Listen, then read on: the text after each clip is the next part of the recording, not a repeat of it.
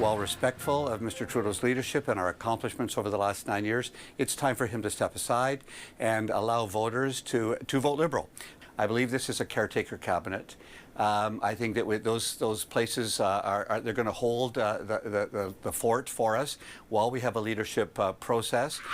Hours after Prime Minister Justin Trudeau shuffled his cabinet Friday, renewed calls from other Liberal MPs for him to go a step further and resign.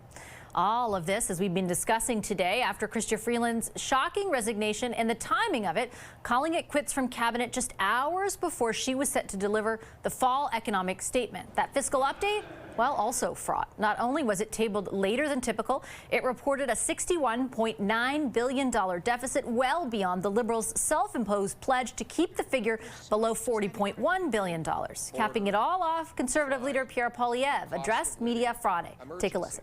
This cannot go on.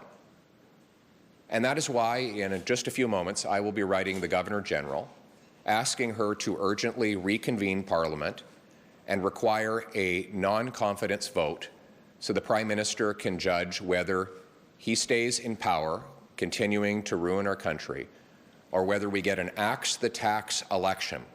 The Scrum is here to talk about all of that. Robert Fife is the Ottawa Bureau Chief for the Globe and Mail. Nick Nanos is the Chief Data Scientist and founder of Nanos Research. And Hannah Thibedeau is a former news anchor. She's now an Executive Communications Officer at Global Public Affairs. Hi, everybody. Hi. Good to see you. Bob, I got to start with you because a week and a half ago, you were leading the reporting on tensions between the Prime Minister and Chrystia Freeland. Did you think it would end up where it did on Monday? Well, I wasn't sure how it was going to end up, but it had the smell of a Bill Morneau situation where he was forced out of the Prime Minister's office because they wanted to spend and he was trying to push back on it. And that is exactly what was happening behind the scenes. In fact, I'm told that Ms. Freeland was telling people, look, I feel I'm being Bill Morneau'd here. And so, but I think it came out of the blue to her too, even though she knew she was in trouble here. But the Prime Minister had assured her on December the 2nd in a meeting that she was his, nothing to worry about, I've got your back, I want you to be my finance minister, even though I want you to kind of handle Canada-U.S. relations. But when she got that Zoom call on last Friday, when they said to her that we want you to be replaced by Mark Carney, and we want you to have a role as a Canada-U.S. Special Minister without any bureaucratic, no money, no. She knew that was the end.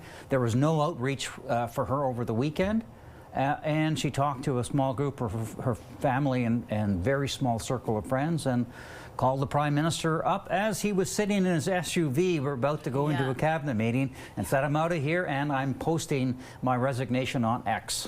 And that resignation letter, I think, Nick, is truly what delineates the Freeland situation from the Morneau situation, right? Because though the same reasons might have, you know, to a certain degree pushed them out of their position, Bill Morneau kind of went out quietly. It was a few years before he wrote a book, and even in the book, his criticism was restrained to a certain degree of the Prime Minister. There was no restraint apparent in that letter that Chrystia Freeland posted. Well, there's no restraint, Vashi, but, you know, I think is generally recognized, I think, as a piece of a political masterpiece, that particular letter. You know, Chrystia Freeland articulated her differences and her disagreements with Justin Trudeau. She's still committed to running for the Liberal Party. She was very firm and measured. And, you know, the other thing that we haven't talked about is that, you know, the thing is that, you know, she obviously has stood up to Justin Trudeau, and there are other former women cabinet ministers, Jody Wilson-Raybould, you know, and so forth, that that have also kind of stepped up on principle to disagree with Justin Trudeau. So she knew exactly what she was doing, and you know what? She did the job. Like if her objective was to protect her brand through that, to delineate and set on paper what she actually liked to see happen, and to distance herself from Justin Trudeau and to pin it on him. Successful on all points. Yeah, no, I mean, Nick's absolutely right. Yeah. She did it all, and there was evidence of it even throughout the week, where she attended the same Christmas party, for example, as Justin Trudeau, or even the emergency caucus. She had a lineup at the party of people wanting to take selfies with her. At the caucus, she got a standing ovation at the start of it. You're so plugged in, Hannah. I'm sure you're hearing what I am, which is that there's some level of organization for the leadership going on. Absolutely. And this really put her one step ahead if Mark Carney, which we're hearing as well, is going to be ready to jump into the race as well. This kind of puts her a bit ahead of him, gives him a bit of that edge. That was a bomb. And if the Prime Minister's office had no clue this was happening, what type of communications person would sit there and go, this is a great idea on Friday, say, you're losing your job on Monday, I want you to deliver this pile of due that you don't agree with, and then we're gonna shuffle you off and not even give you a cabinet position. If they thought that was a good strategy and a good communication strategy, boo on them. But also, yes, she is definitely going to put her name in the race. And my advice to her would be, when it comes to communications, we've always heard that maybe she isn't the best at that when it comes to Chrystia Freeland. Maybe I would suggest that everything she does from here on in is in a letter on social media, because wow, she did a great job with that when it comes to getting her message across and having it resonate. The other sort of reason that, I'll get to you in 1 second, that people are speculating about a leadership run is because of the way that letter concluded, Bob, which was, I remain a Liberal MP and I'll be running for re-election. Well, first of all, she could hire Hannah to give her some media training, because she definitely needs some media training. She's obviously an accomplished and smart woman, but her communication skills, she tends to talk down to people. She needs to really work on that.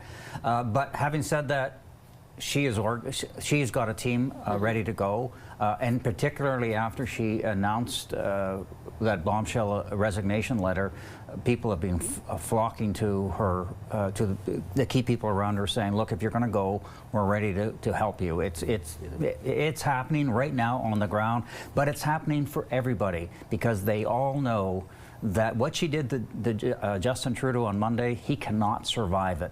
Everybody's ramping up their leadership campaigns. And you know, the thing is this mistake was not a result of the brilliance of Pierre Poilievre and the Conservatives, like putting pressure on the Liberals or Justin Trudeau. You know, they did it to themselves. Self-inflicted. He did it to himself, his team, you know, as part of that problem. They created this. And yes, Chrystia Freeland acted in a particular way to kind of navigate through that as best that she could. But you know, this is quite ironic for a government and a party specifically that thinks that it's a governing party, the Liberals, like they think you're a governing party. Well, they didn't look like a governing party this week.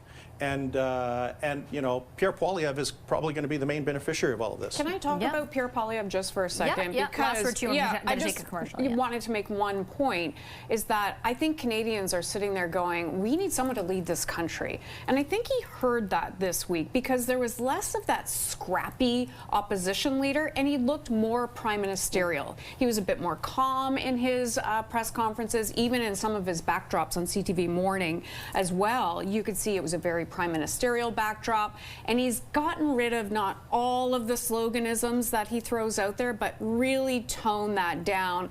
Less of the red meat, trying to appeal more to the Canadian public to go, look, I could trust this guy to run the country. And even his comment in his press conference on Friday saying, look, we are not the 51st state that Donald Trump is saying. He goes, Donald Trump's making America #1, I'll make Canada #1. And I think a lot of Canadians sitting at home would be going, yes, we need someone to start talking like that. Well, we're facing down the prospect, amid all this political drama, of those tariffs coming into effect like in about less than a month from now. We're going to talk a little bit about what might happen next year and how all of this plays out in the coming year with our Sunday Scrum after a short break. Stay right there. More Question Period.